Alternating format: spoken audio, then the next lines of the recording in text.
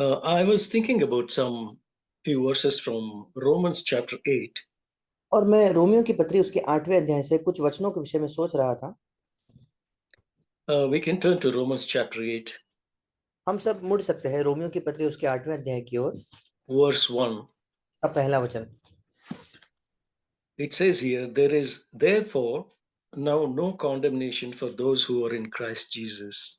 और यहाँ लिखा है, अतः अब जो मसीह यीशु में है उन पर दंड की कोई आज्ञा नहीं। So this first verse starts with, therefore there is now no condemnation. Therefore means it is connected to the previous verse, or rather the previous chapter. और यहाँ लिखा है कि अतः, इसका मतलब क्योंकि, मतलब इसका संबंध पिछले वचन से या पिछले अध्याय से ये जुड़ा हुआ है। And it says here that there is now no condemnation for those who are in Christ Jesus. और यहाँ लिखा है, अतः अब जो मसीह यीशु में है उन पर दंड की कोई आज्ञा नहीं।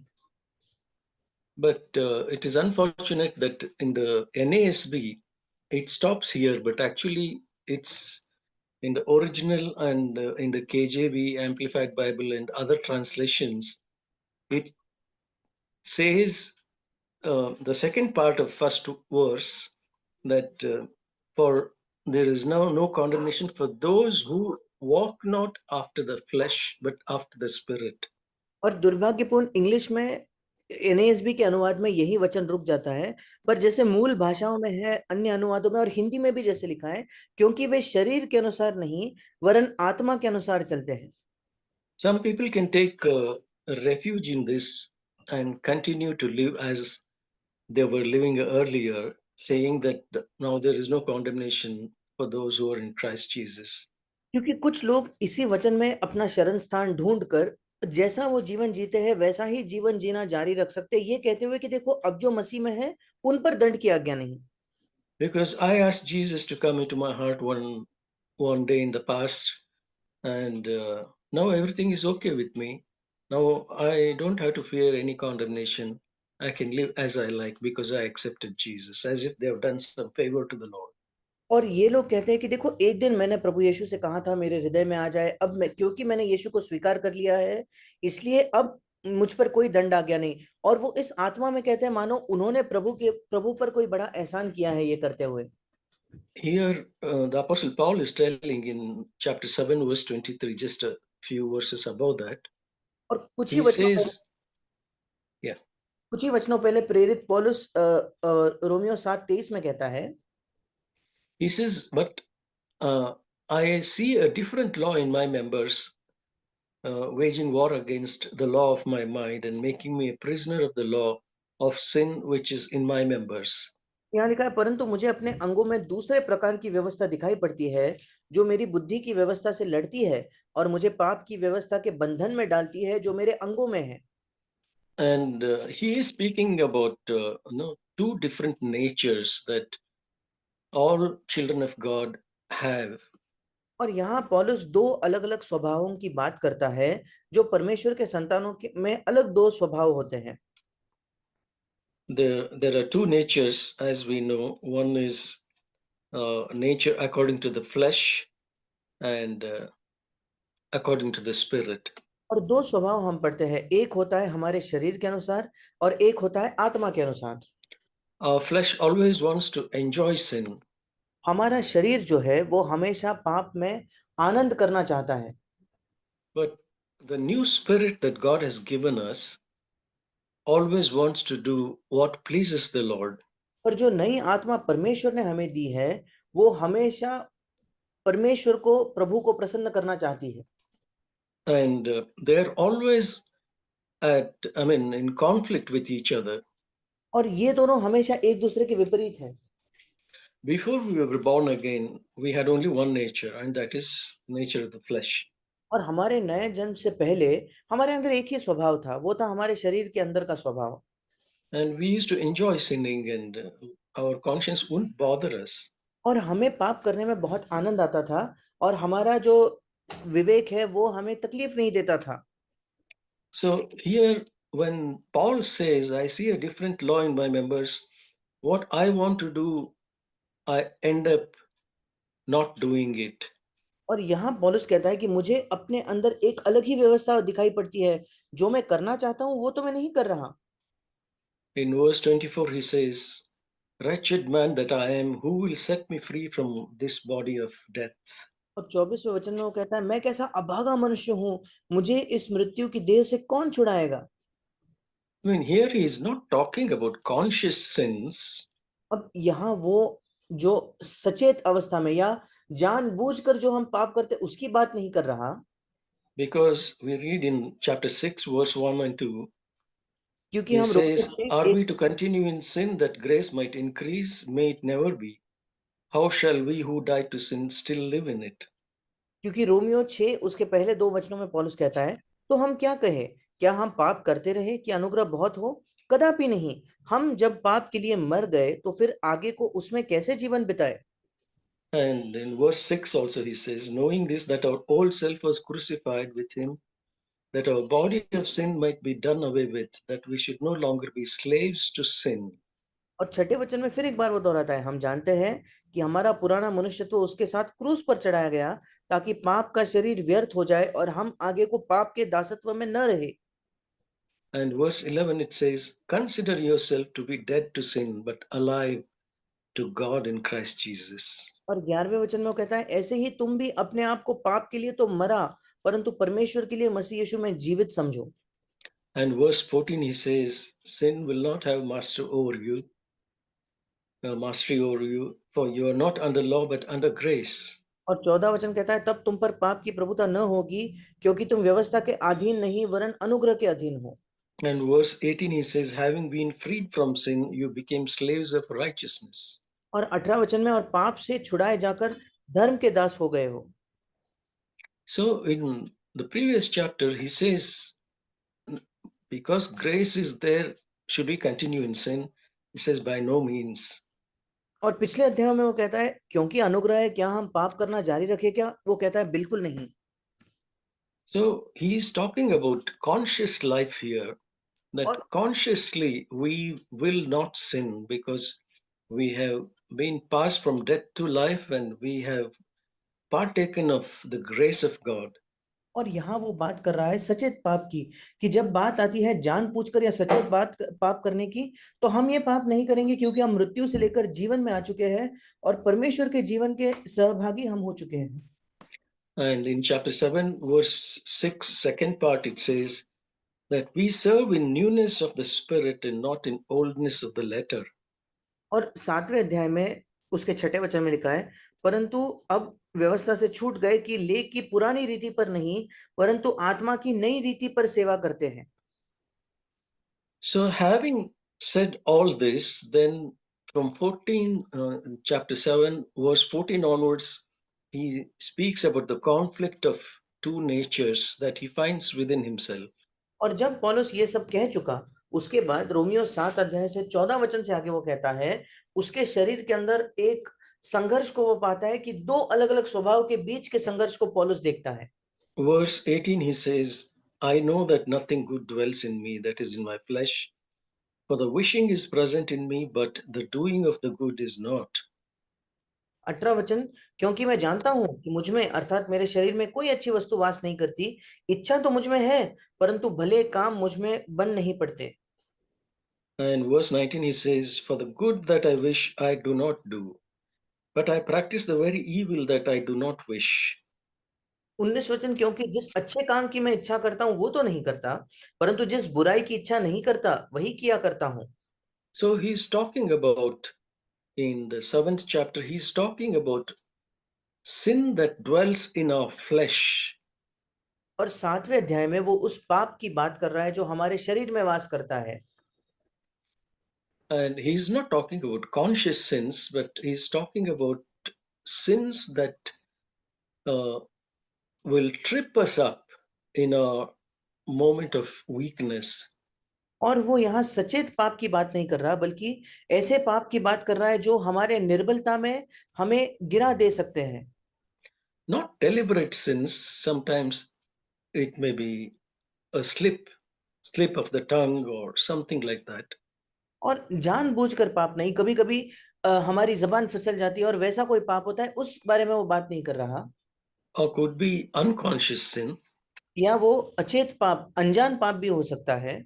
because here he says, what I want to do good, I don't do, I end up doing bad things. That means consciously he is not doing that, but he says, that is there in my flesh to do.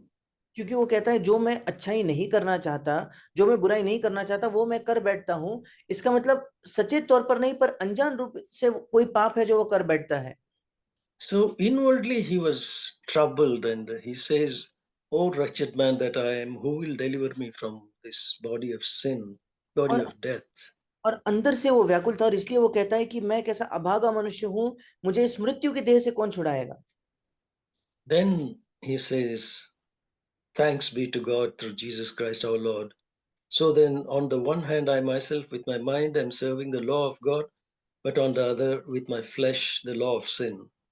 फिर वो कहता है हमारे प्रभु यीशु मसीह के द्वारा Verse 25, 25 7. वचन, 7वां अध्याय 25 वचन, हमारे प्रभु यीशु मसीह के द्वारा परमेश्वर का धन्यवाद हो, इसलिए मैं आप बुद्धि से तो परमेश्वर की व्यवस्था का, परंतु शरीर से पाप की व्यवस्था का सेवन करता हूँ। And then he says, therefore, now there is no condemnation for those who are in Christ Jesus, who walk not after the flesh, but after the Spirit. और फिर वो कहता है अतः अब जो मसीह यीशु में है उन पर दंड की आज्ञा नहीं, क्योंकि वे शरीर के अनुसार नहीं वरन आत्मा के अनुसार चलते हैं। And verse 2, he says, the law of the Spirit of life in Christ Jesus has set me free from the law of sin and death. और दूसरे वचन में, क्योंकि जीवन की आत्मा की व्यवस्था ने मसीह यीशु में मुझे पाप की और मृत्यु की व्यवस्था से स्वतंत्र कर दिया। Verse 3, for what the law could not do, wherein it was weak, through the flesh, God did, sending his own Son in the likeness of sinful flesh, or flesh of sin. As an offering for sin, he condemned sin in the flesh. तीसरा वचन, क्योंकि जो काम व्यवस्था शरीर के कारण दुर्बल होकर न कर सकी, उसको परमेश्वर ने किया, अर्थात अपने ही पुत्र को पापमय शरीर की, या उस शरीर के पाप का जो शरीर है उसकी समानता में और पाप बलि होने के लिए भेजकर शरीर में पाप पर दंड की आज्ञा दी।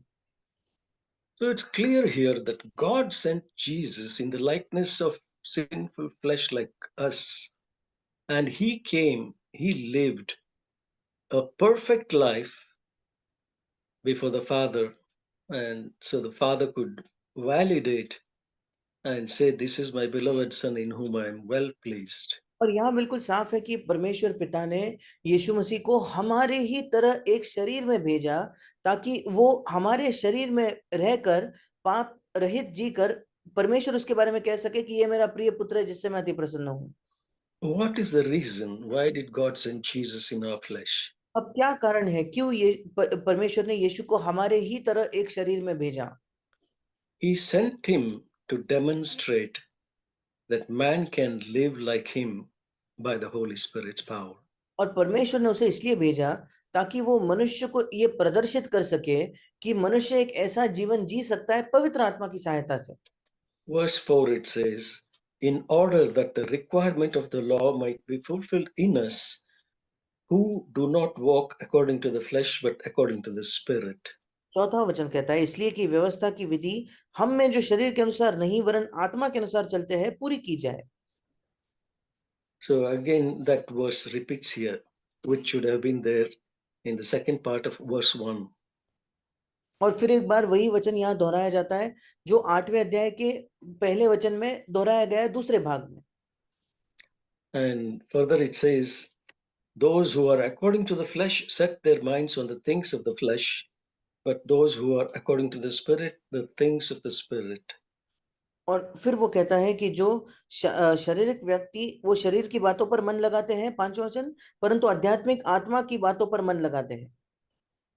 And the mind set on the flesh is death, but the mind set on the Spirit is life and peace. और छठा वचन, शरीर पर मन लगाना तो मृत्यु है, परंतु आत्मा पर मन लगाना जीवन और शांति है। So, dear brothers and sisters, what I was trying to tell you is that once we come to know the Lord, our spirit is quickened. और इसलिए मेरे प्रिय भाई और बहनों, जो मैं कहने की कोशिश कर रहा हूं वो ये है, जब हम एक बार प्रभु के पास आ जाते हैं तो हमारी आत्मा मानो नई हो जाती है, ज्यादा संवेदनशील हो जाती है। Ephesians 2:1 it says, when we were dead in sins and trespasses, God made us alive or quickened us. और इफिसियों की पत्री उसके दूसरे अध्याय के पहले वचन में लिखा है कि जब हम पाप में मरे हुए थे या हमारे अधर्मों में मरे हुए थे तो प्रभु ने हमें जिलाया और हमारी आत्मा को नया किया। So God gave us a new heart and a new mind. और परमेश्वर ने हमें एक नया हृदय और एक नया मन दिया। And that new mind and new heart always wants to do God's will. और वो नया हृदय और नया मन हमेशा परमेश्वर की इच्छा करना चाहता है।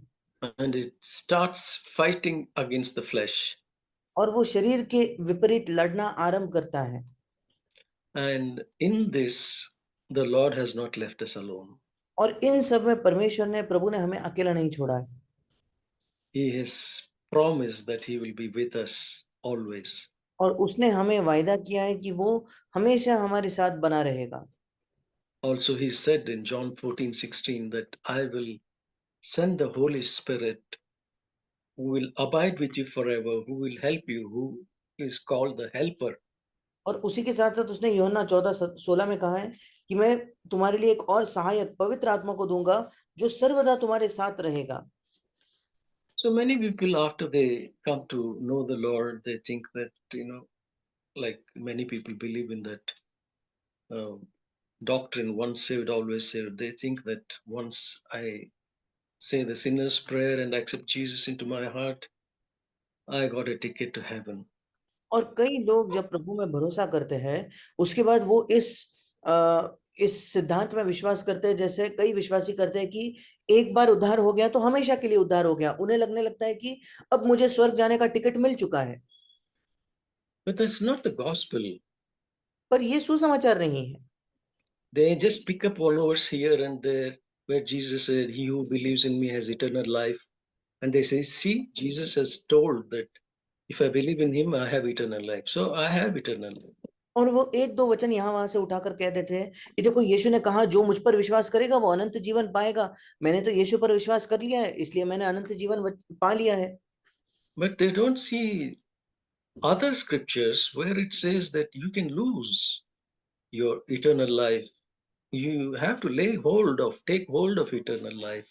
And it says, for example, in chapter 6, verse 22, it says, having been freed from sin and enslaved to God, you derive your benefit resulting in sanctification, and the outcome is eternal life, not और at the moment when you believed.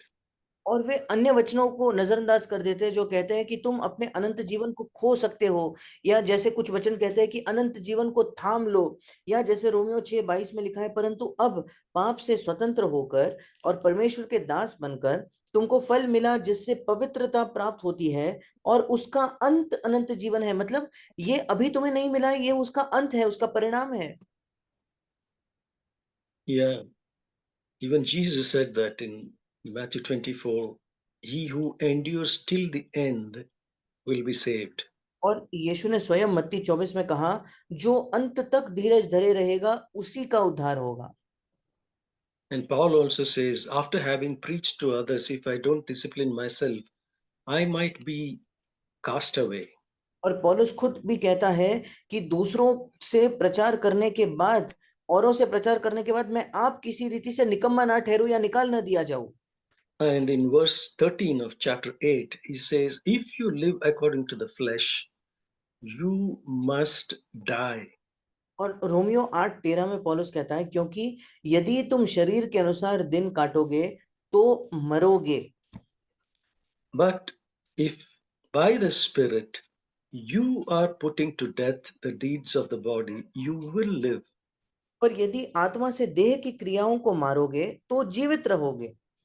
And verse 14, those who are being led, not once upon a time led, but being led every day by the Spirit of God, these are the sons of God.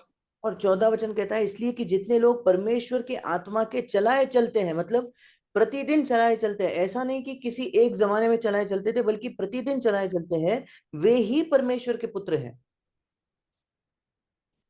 So we find the commandments of Jesus very, very difficult to keep. और हम देखते हैं कि यीशु मसीह की आज्ञाएं हमारे लिए मानना बड़ा मुश्किल है। Or rather, we should say it is impossible for one to keep the commandments of Jesus. या हमें तो ये कहना चाहिए कि किसी भी व्यक्ति को यीशु की आज्ञाओं को मानना उसके लिए बिल्कुल असंभव है। Because in the old covenant, even those 10 commandments they were not able to keep. क्योंकि पुरानी वाचा में वे 10 आज्ञाएं भी वे नहीं मान पाते थे। Paul was honest. He says, I kept all the commandments, he says, but when it came to the last commandment, thou shalt not covet, he says, I found all sorts of covetousness in me. और पौलुस ईमानदार था, वो कहता था जब बात 10 आज्ञाओं की आई तो मैंने सारी आज्ञाएं मानी, पर जब बात 10वें अध्याय की आई कि लालच ना करो, तो मेरे अंदर हर प्रकार की लालसा, हर प्रकार की लालच पाई। And he was honest. और वो ईमानदार था। And then comes Jesus, then he gives a Sermon on the Mount with so many commandments and so difficult commandments. और फिर यीशु पहाड़ी उपदेश के साथ आया और उसने उसमें इतनी सारी आज्ञाएं हैं और इतनी कठिन आज्ञाएं हैं। In the old covenant, it said, you shall not kill, but Jesus said, you should not get angry. It is equal to murder. पुरानी वाचा में लिखा था कि हत्या न करना, पर नई वाचा में यीशु कहता है गुस्सा न करना वो हत्या के बराबर है। And in the old covenant, it was said that you shall not commit adultery. But Jesus said, he who looks at a woman and lusts in his heart has already committed adultery. और पुरानी वाचा में लिखा था कि व्यभिचार न करना, पर यीशु कहता है किसी स्त्री पर कुदृष्टि या लालसा से न देखना। तुम्हारे हृदय में तुमने लालसा कर ली तो तुमने व्यभिचार कर लिया है। Has Jesus come to make our life more miserable? क्या क्या यीशु हमारा जीवन अधिक अभागा बनाने आया है क्या? No.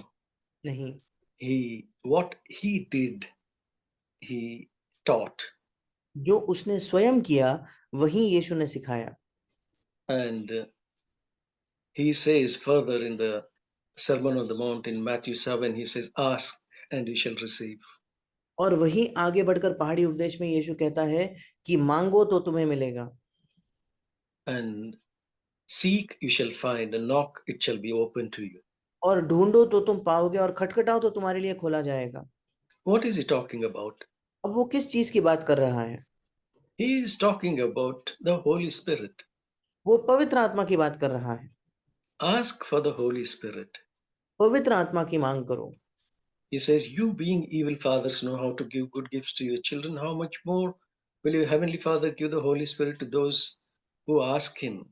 और वो कहता है तुम जो दुष्ट पिता हो, अपने बच्चों को अच्छी वस्तुएं देना जानते हो, तो कितना अधिक तुम्हारा स्वर्गीय पिता अपने मांगने वालों को पवित्र आत्मा देगा।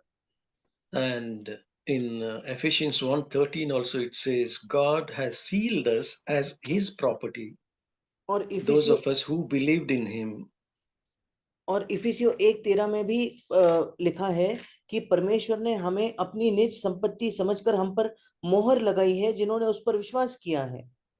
By giving us the Holy Spirit as a pledge or as a seal for the day of redemption. और प्रतिज्ञा किए हुए पवित्र आत्मा की छाप हम पर लगाई है, और उस पवित्र आत्मा को देकर हमें उस उद्धार के दिन के लिए उसने मोहर लगाई। So it is the Holy Spirit who comes alongside to help us. और पवित्र आत्मा है जो हमारे साथ आता है हमारी सहायता करने के लिए।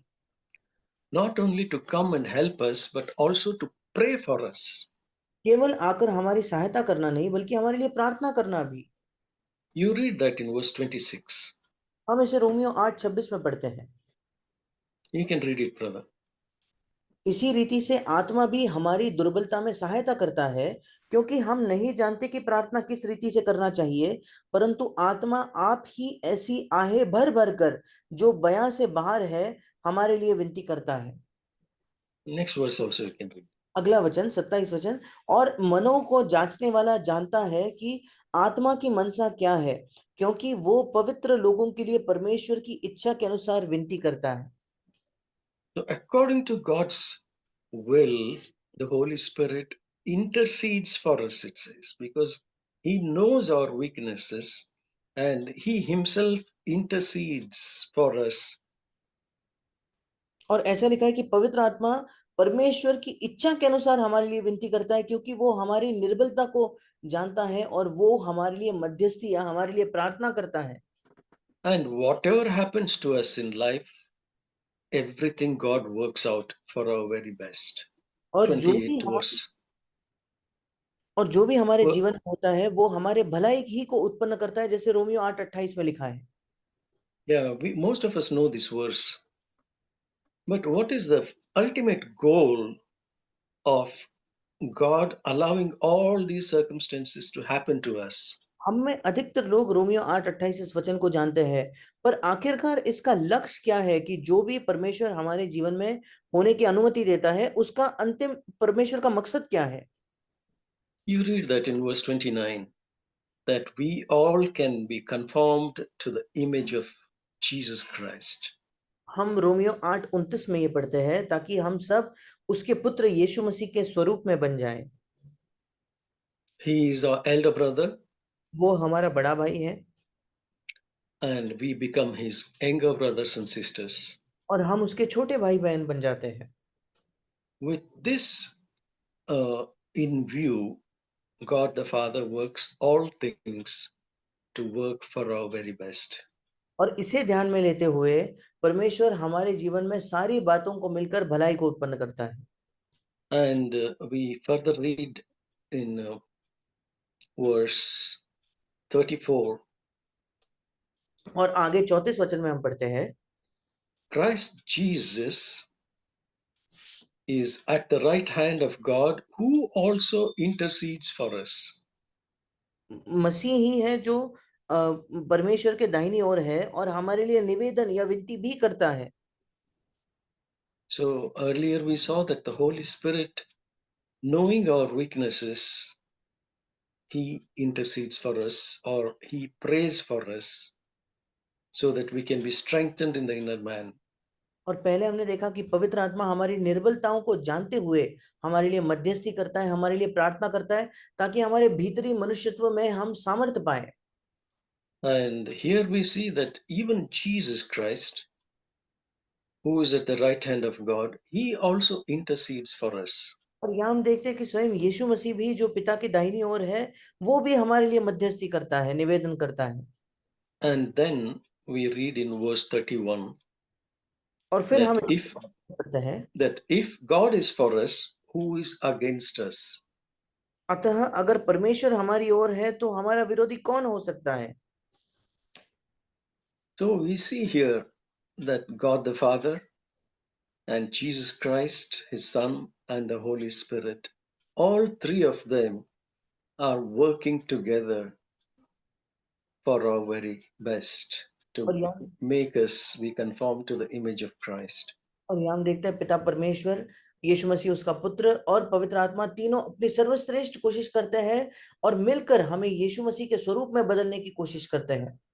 And all these promises are only for those who are walking according to the Spirit and not according to the flesh. और परमेश्वर की सारी प्रतिज्ञाएं केवल उन्हीं लोगों के लिए जो शरीर के अनुसार नहीं बल्कि आत्मा के अनुसार चलते हैं। So we can take courage, brothers and sisters, that God has not left us alone here to fend for ourselves. और भाई और बहनों, हम इस बात से हियाव ले सकते हैं, हमें हिम्मत मिल सकती है कि परमेश्वर ने हमें अकेला नहीं छोड़ा है कि हम अपने चीजों से खुद लड़े। If we continue along this way, putting अगर the flesh to death and doing what the Spirit wants us to do in obedience to God's commandment, अगर हम इस then मार्ग में आगे बढ़े जहां हम देखते हैं कि पवित्र आत्मा हमें क्या करना चाहता है और उन्हीं आज्ञाओं को मानते हुए हम आगे बढ़े, तो we can claim the next few verses where God has promised tremendous uh, security for those who love Him. और फिर हम अगले कुछ वचनों का दावा कर सकते हैं जहां परमेश्वर ने बहुत ज्यादा सुरक्षा उन लोगों को दी है जो उससे प्रेम करते हैं। He says, from verse 35 onwards, he says, who shall separate us from the love of Christ? वो 35 वचन से कहता है कि कौन हमको मसीह के प्रेम से अलग करेगा? Shall tribulation or distress or persecution or famine or nakedness or peril or sword? क्या क्लेश या संकट या उपद्रव या अकाल या नंगाई या जोखिम या तलवार? Or even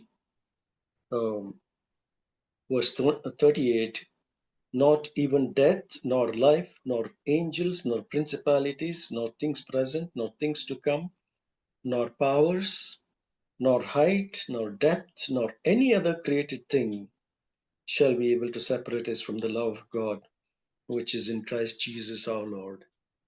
38 और 39 वचन, क्योंकि मैं निश्चय जानता हूं कि न मृत्यु, न जीवन, न स्वर्गदूत, न प्रधानताएं, न वर्तमान, न भविष्य, न सामर्थ, न ऊंचाई, न गहराई और न कोई और सृष्टि हमें परमेश्वर के प्रेम से जो हमारे प्रभु मसीह यीशु में है अलग कर सकेगी। You can name anything. You can even say terrorism or terrorist or persecution, famine, sword. What I mean, so many things here. No, not. I mean, even neither angels nor demons nor any power in the heavenlies or on earth will ever be able to separate us from the love of God in Christ Jesus. और आप इस सूची को बढ़ा कर सकते हैं, कह सकते हो कि आतंकवाद, ना आतंकवादी, ना तलवार, ना सताव और ना स्वर्गदूत, ना दुष्ट आत्माएं, कोई भी सामर्थ हमें परमेश्वर के प्रेम से अलग नहीं कर पाएगी जो प्रभु यीशु मसीह में है। This is promised only for those who are being led by the Spirit and who walk consciously and continually in obedience to God's word. ये वायदा केवल उन्हीं के लिए है जो पवित्र आत्मा के चलाए चलते हैं और निरंतर परमेश्वर के वचन के आज्ञाकारिता में चलते हैं। And for such are these promises. और ऐसे लोगों के लिए ये वायदे हैं। And verse 37, he says, in all these things we overwhelmingly conquer through him who loved us. और 37 वचन में लिखा है, परंतु इन सब बातों में हम उसके द्वारा जिसने हमसे प्रेम किया है जयवंत से भी बढ़कर है। In the King James Version, this verse reads like this: in all these things we are more than conquerors through Christ who loved us. और किंग जेम्स अनुवाद में बिल्कुल वैसा ही लिखा है जैसे हिंदी में भी लिखा है कि इन सब बातों में हम उसके द्वारा अर्थात मसीह के द्वारा जिसने हमसे प्रेम किया है हम जयवंत से भी बढ़कर है। More than conquerors. और जयवंत से भी बढ़कर, उससे भी ज्यादा हम हैं। I love that translation. और ये अनुवाद मुझे बहुत पसंद है। More than conquerors, not just being a conqueror, but more than conquerors. और केवल जयवंत होना नहीं बल्कि जयवंत से भी बढ़कर, उससे भी ज्यादा कुछ होना। Yeah, these promises are for you and me, my dear brothers and sisters, provided we set our mind on the things above and not on things of this earth. मेरे प्रिय भाई और बहनों, ये वायदे आपके और मेरे लिए है अगर हम अपने मन स्वर्गीय वस्तुओं पर लगाते हैं और पृथ्वी की वस्तुओं पर नहीं। And set our mind on the Spirit and obey the Spirit and not the dictates of the flesh. और अपने मन को आत्मा पर लगाते हैं और आत्मा के चलाए चलते हैं, ना कि अपने मन को हमारे शरीर की जो अलग अलग मांगे हैं उसे पूरा करने में हम अपना मन नहीं लगाए। To this end, God the Father, the Son, and the Holy Spirit, they are for us. और इसी उद्देश्य के लिए परमेश्वर जो पिता, पुत्र और पवित्र आत्मा है, वो हमारी ओर है, हमारे लिए है। I was reading this morning. In closing, I would like to say this. This blessed me. और अंत में मैं ये कहना चाहूंगा कि आज सुबह मैं ये पढ़ रहा था और इसने मुझे आशीषित किया। Here in John 14:10, Jesus is telling his disciples in the upper room, और यूहन्ना 14:10 में ऊपरी कोठरी में यीशु अपने शिष्यों से कहता है, He is telling, don't you believe that I am in the Father and the Father is in me? क्या तू विश्वास नहीं करता कि मैं पिता में हूं और पिता मुझ में है? When Jesus was here on earth, he is telling, I am in the Father जब यीशु and the Masih Father is in me. जब यीशु मसीह यहाँ इस पृथ्वी पर था तो वो कहता है मैं पिता में हूँ और पिता मुझ में है। And then he says in verse 11 also, believe me that I am in the Father and the Father in me. और फिर वो 11वें वचन में फिर एक बार कहता है कि मेरा विश्वास करो कि मैं पिता में हूँ और पिता मुझ में है। And further, we read in chapter 17, और आगे हम 17 अध्याय में पढ़ते हैं, here Jesus said, I in them and you in me and they in us. Uncle which worse? Yeah, I'll just tell you. Yeah, in verse 21. और यहाँ 21 वचन में 17-21 में भी यीशु कहता है कि वे सब एक हो, जैसा तू है पिता, तू पिता मुझ में है और मैं तुझ में हूँ, वैसे ही वे भी हम में हो। See, what a privilege it is. Today, it really blessed and warmed my heart when I was reading this. और क्या It ही बड़ा, says, thou, Father, art in me, and I in thee, that they also may be in us, that the world may believe that you sent me. और क्या ही बड़ा सौभाग्य है ये। मैं बहुत उत्साहित हुआ आज सुबह जब मैं इसे पढ़ रहा था कि वे जैसा तू है पिता मुझ में है और मैं तुझ में हूं, वैसा ही वे भी हम में हो, जिससे संसार विश्वास करे कि तू ही ने मुझे भेजा है। I don't think we can properly understand this और मुझे नहीं लगता here, शायद हम इसे अच्छे तरीके से समझ पाएंगे that the Father is in Jesus and Jesus is in the Father and we are in Christ. कि पिता यीशु में है, यीशु पिता में और हम मसीह में है। You know, even in Colossians 1:27 it says, Christ in you, the hope of glory. और कुलुसियो 1:27 में भी लिखा है कि मसीह तुम में है जो तुम्हारी आशा, तुम्हारे महिमा की आशा है। It's a mystery that, God comes and makes his abode in us. और ये एक भेद, एक रहस्य है कि परमेश्वर आकर अपने घर को हमारे अंदर बनाता है, अपने निवास स्थान को हमारे अंदर बनाता है। And when he has accomplished it in us, he will take us to his house. और जब वो हमारे अंदर उस काम को पूरा कर चुका है तो वो हमें उसके घर ले जाएगा। What a glorious gospel this is. और क्या ही महिमामय सुसमाचार ये है। Yeah. But meanwhile, the Lord expects us to live in obedience to his word. पर अब परमेश्वर ये अपेक्षा करता है कि हम उसके वचन के आज्ञाकारिता में जीवन जिए।